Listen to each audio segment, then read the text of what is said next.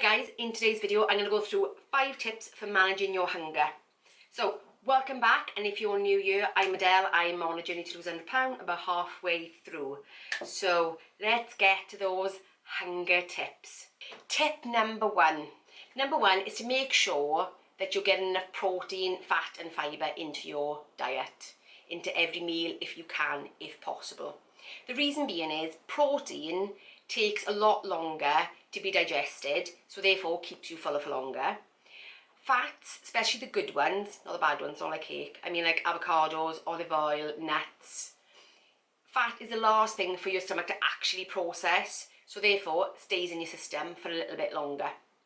Fibre is again another one that actually stays in your system a little bit longer, so therefore keeps you fuller for longer, which actually brings me on to tip number 2. Tip number 2 is get enough volume into your diet. I'm specifically talking about vegetables. We all know we should eat more veg. I think that's probably a given, but I'm reiterating it again, mainly because vegetables contain a lot of fibre, and as I've already said, fibre takes longer to digest, as well as all the other health benefits to fibre, but also have significantly less calories than most other foods. So pack out your meals with veg. Again, not only will it give you more volume of food to eat, so therefore you will feel fuller more instantly, but also takes longer to digest, therefore you feel fuller for longer. Tip number 3 is making sure you get enough sleep.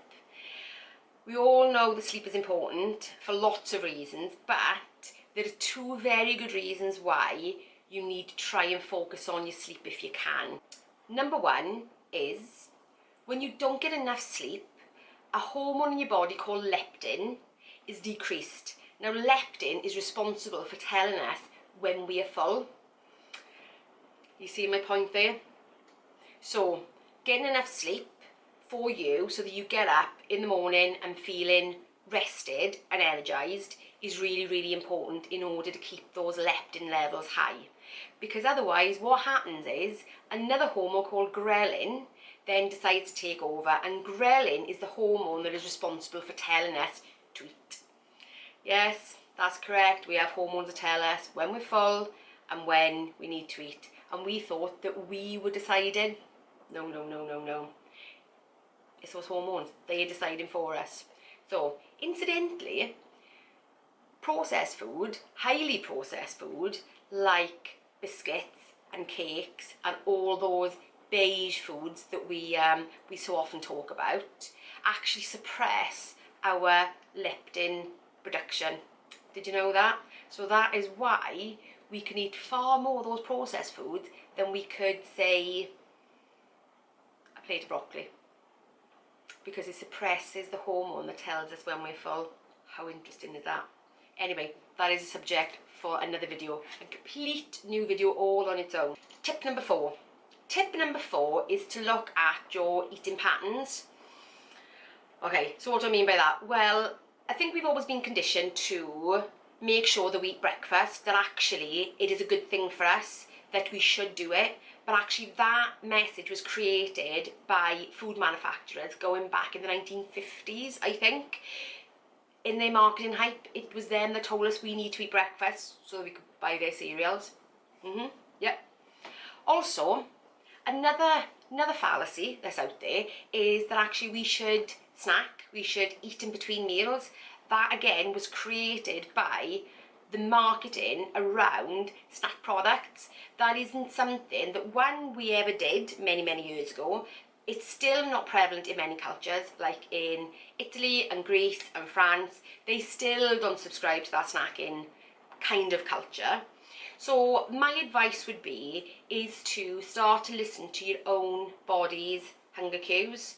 For instance, if you've been around here for any length of time, you know full well I really like my time restrictive eating, and especially it's one of my key steps to getting back on track after I've done diet cycle, because I find that when I get up in the morning I'm not particularly that hungry anyway, and actually I can last quite nicely until about 11 o'clock before actually eating anything. And they have done plenty of studies to show that actually if you condensed your eating into a shorter period of time that actually is more benefit to your weight loss than not. I know there's lots of studies out there saying that time restrictive eating is good and time restrictive eating is bad. That you should eat breakfast, you shouldn't eat breakfast. You should snack, you shouldn't snack. My advice would be is to follow what your body tells you and to tune back into that. It took me a little while, so don't give up on it, but really listen to your body's natural cues. Are you really hungry enough for breakfast? Should you be waiting for it? Do you actually need a snack in between? So start looking at your eating patterns and think, actually, could I do it differently? And see how that affects your hunger. Tip number 5 is actually being very aware about the food you eat. Right, so going back to a point that I made a bit earlier, highly processed foods, which they sort of describe as, when you look at the ingredients, if it's got 10 or more ingredients that you can't pick off a bush, dig up out of the ground or catch, then they're kind of artificial. Alright, so if it's got more than 10 artificial ingredients in there, then it's described as highly processed, or something that's mass produced, like biscuits and certain chocolate bars and all that yummy stuff that we normally really enjoy.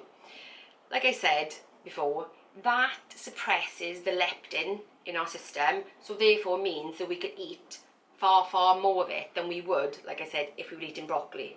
But also, as you know by looking at the label, it's got far more calories per 100 grams than, say, broccoli has. So be really mindful of how the food you eat actually affects your hunger levels. Now, I'm not just picking on processed food because that would be really easy to do, but I'm going to give you a healthy example that actually would scupper me every time if I ate it too far away from my next meal, and that is apples. All our systems are so individually different. The healthy foods, the bad foods, they all affect us differently, and that's why when it comes to dieting, not actually one size fits all. And you know me, I'm all about the data, I'm all about the analysis, I'm all about tracking what I do to get the best fit for me, and I told you, I urge you all to do the same. Track you, do you, because you only know about you, nobody else does. So apples, for me, if I eat an apple, whatever's contained in that apple, whether it be the enzymes, the way it's made up, will make me feel hungry within half an hour of eating it, even if I have just eaten a meal. How bizarre is that? So crazy, so crazy. Something else that makes me hungry really quick, porridge. If I have porridge or oatmeal, if you're in the US across the pond, that will make me hungrier quicker. So I know for me, if I have protein for breakfast, if I have my ham and eggs and my slice of sourdough, that will keep me going, I would say, for at least 4, even 5 hours, because it's got quite a lot of protein in it. Whereas if I ate toast and jam, or I ate porridge, because they are predominantly carbohydrate, my body doesn't like it as much, in the sense that I become hungrier very quickly. So pay attention to the foods you eat, pay attention to how they make you feel.